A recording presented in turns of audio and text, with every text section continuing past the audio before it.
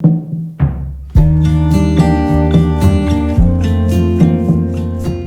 my friends, and welcome to Maine's Mind.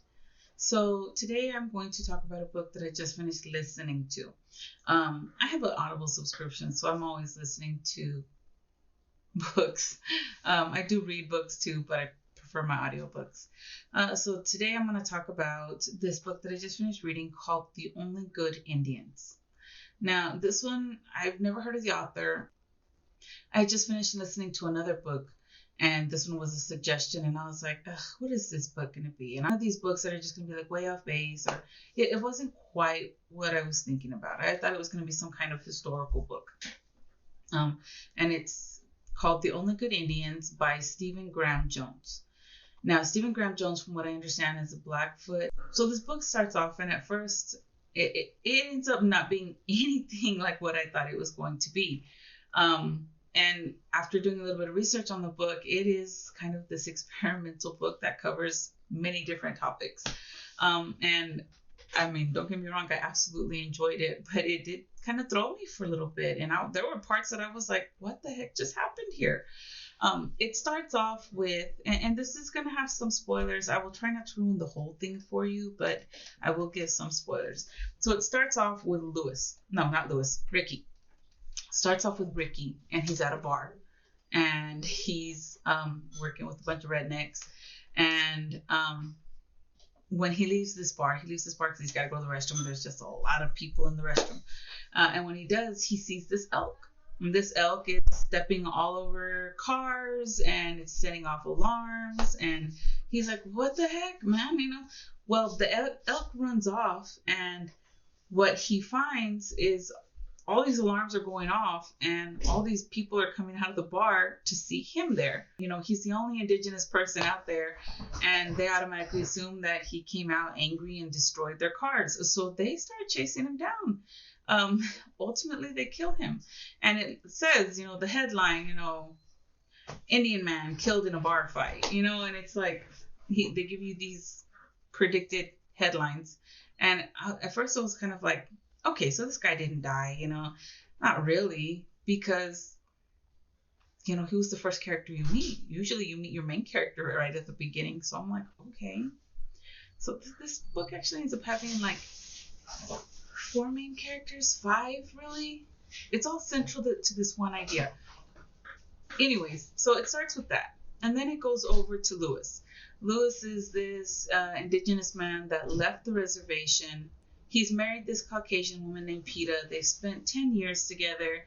They're happily married. He's a postal worker.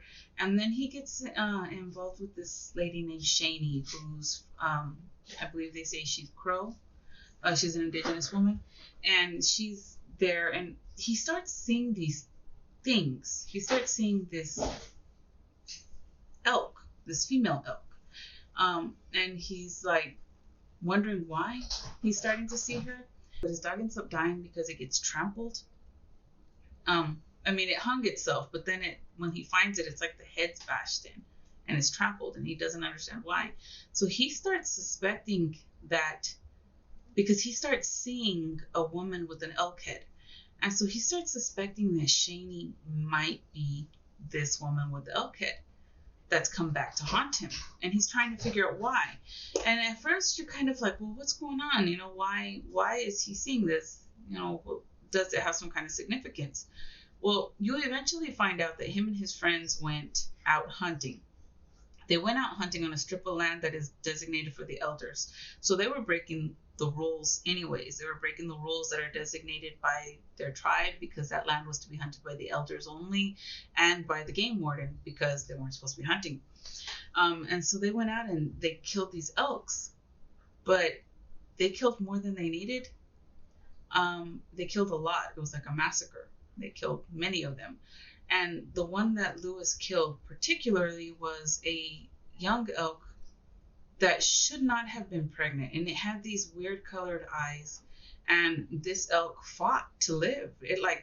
They shot it in the back and took out its legs, and it should not have been alive, but it was. And so he tried to shoot it again, and it still would not die. it was still trying to get up and fight to live. And he was like, wow. So he made a promise to this elk, you know what, I promise, just die, because it's suffering. And he's like, just die, and I promise I will use every part of you, no part of you will go to waste. So he shoots her again, but when he does, he starts trying to keep his promise and skin her and use her body parts. But when he does, he realizes she was pregnant, and that's why she was fighting. But what's so unusual is this elk was too young to have been pregnant, and it was too late in the season for her to have been pregnant. And so he was kind of confused by that. Anyway, so time went on, 10 years went by, and all of a sudden, somehow, this elk re-enters the world, and she's getting revenge.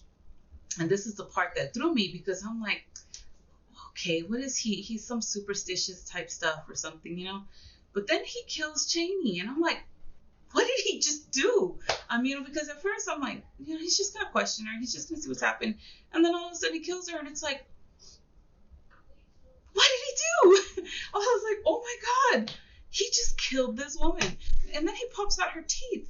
And I'm like, okay, he's totally lost it. This guy has lost it. He's gone crazy. And then his wife comes home. He doesn't kill her. An accident kills her. But he goes and he pops out her teeth. And I'm like, oh my gosh, what is he thinking? What really threw me, though, is that after he kills the wife ends up like pregnant with this elk baby, like all of a sudden. And so he takes this baby out, and it's an elk. And at this point, he's like completely lost touch with reality. And you're like, what is going on here? So he goes on the run with this baby elk, and you find out, not from him, but from his other two friends, Gabriel and Cassidy, that they shot and killed him. And when they shot and killed him, he had this baby elk in his hands. They call it a dead baby elk, a dead baby calf. But this calf is that calf-headed or elk-headed woman who's come back to seek revenge. So she ends up turning into a woman and hunting down these other two guys. And so this is just like this really crazy, twisted story. It took me on a roller coaster ride. I'm not gonna lie. My emotions, I was like a little interested in it, then really confused by it, then like, what the F? Because what? And then they go supernatural. Now, I'm not saying it wasn't a good book. It was an incredibly good book. It's just this huge roller coaster ride. I don't want to spoil it for you. I do know in the end, she kills everybody except for one. And the one that survives goes on to live life to her fullest. But it was just like, wow.